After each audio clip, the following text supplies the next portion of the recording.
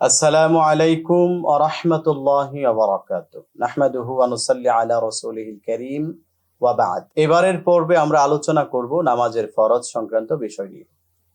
ঈমান আনার পরে আমাদের সকলের জন্য অত্যন্ত গুরুত্বপূর্ণ বিষয় হচ্ছে সালাত। প্রতিটা প্রাপ্তবয়স্ক নারী এবং পুরুষের জন্য দৈনিক ৫ ওয়াক্ত নামাজ ফরজে আইন।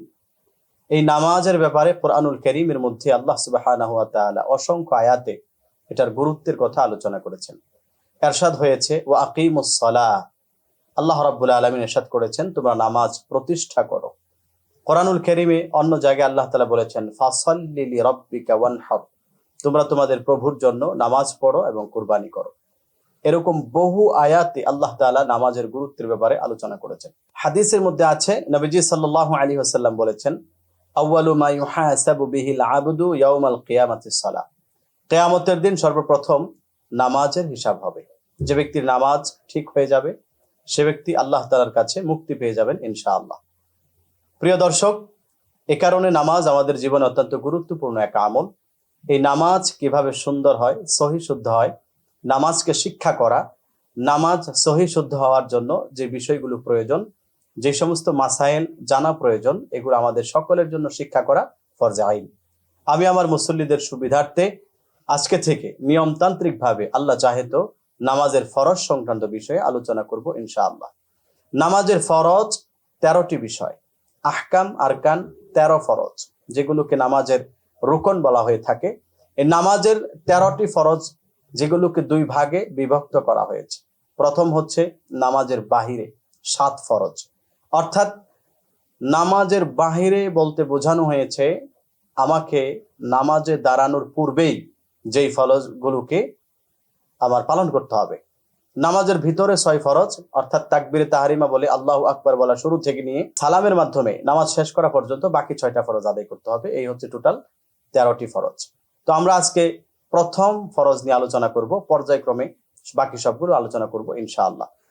নামাজের প্রথম ফরজ হচ্ছে, নামাজের বাহিরে 7 ফরজের প্রথম ফরজ হচ্ছে শরীর পাক হওয়া। প্রথম ফরজ শরীর পাক হওয়া, অর্থাৎ আমাদের যে শরীর, এই শরীরটা পবিত্র হতে হবে। শরীর দুই ধরনের নাপাকি দ্বারা আক্রান্ত হয়, একটা হচ্ছে ছোট নাপাকি, একটা হচ্ছে বড় নাপাকি। বড় নাপাকি থেকে পবিত্র হতে হলে আমাদেরকে অবশ্যই গোসল করতে হবে। আমাদের অনেক সময় শরীর পবিত্র থাকে কিন্তু ছোট নাপাকিতে আক্রান্ত থাকে, যেই নাপাকি থেকে আমাদেরকে পরিত্রাণের জন্য ওযু করা লাগে। সেই ওযুর বিধান সংক্রান্তেও আমরা ইতিপূর্বে আলোচনা করেছি, আপনারা ইচ্ছা করলে পূর্বের পর্বগুলো দেখে নিতে পারেন। এখন বিষয় হচ্ছে আমরা পবিত্রতা অর্জন করব কিভাবে। যদি গোসল ফরজ হয় গোসল করতে হবে, আর যদি গোসল ফরজ না হয় বরং ওযু যদি আমাদের জন্য জরুরি হয় তাহলে আমাদেরকে ওযু করতে হবে। এই ওযুর মাধ্যমে আমাদের শরীরকে পবিত্র করতে হবে। আমাদের সবাইকে খুব বেশি খেয়াল রাখতে হবে আমাদের শরীর যেন নাপাক না থাকে। আমরা ওযু করার সময় আমি ওযু সংক্রান্ত বিষয়ে আলোচনা করেছিলাম, বিস্তারিত ওযুর বিষয়গুলো ভালো করে বুঝে শুনে আদায় করতে হবে। যেমন ওযুর মধ্যে চেহারা ধৌত করার ক্ষেত্রে মাথার চুলের উপরে ভাগ থেকে শুরু করে একদম থুতনির নিচ পর্যন্ত এবং এক কানের লতি থেকে আরেক কানের লতি পর্যন্ত এইটুকু হচ্ছে চেহারার অংশ, সবটা ঠিক মতো ধুইতে হবে। সুতরাং পুরুষদের জন্য যাদের ঘন দাড়ি, দাড়িতে খেয়াল করতে হবে। যাদের দাড়ি পাতলা রয়েছে তাদের দাড়ির গোড়ায় অবশ্যই পানি পৌঁছাতে হবে। মা বোনেরা ওযুর সময় হাতের মধ্যে যদি এমন কোনো পদার্থ থাকে যেটার কারণে, যেরকম নেল পালিশ, আপনার ভিতর পর্যন্ত পানি পৌঁছাতে বাধা দেয়, সেই ক্ষেত্রে তার ওযু হবে না, অর্থাৎ পবিত্রতা অর্জন হলো না। আর এরকম পবিত্রতা অর্জন যদি না হয় তাহলে তার নামাজও হবে না। কোরআনুল কারীমের মধ্যে আল্লাহ রাব্বুল আলামিন এই মর্মে ইরশাদ করেন ইয়া আইয়ুহাল্লাযীনা আমানু ইযা কুমতুম ইলাস সালাতি ফাগসিলু ওয়ুজুহাকুম ওয়া আইদিয়াকুম ইলাল মারাফিক ওয়ামসাহু বিরুউসিকুম ওয়া আরজুলাকুম ইলাল কা'বাইন ইলা আখির আয়াত।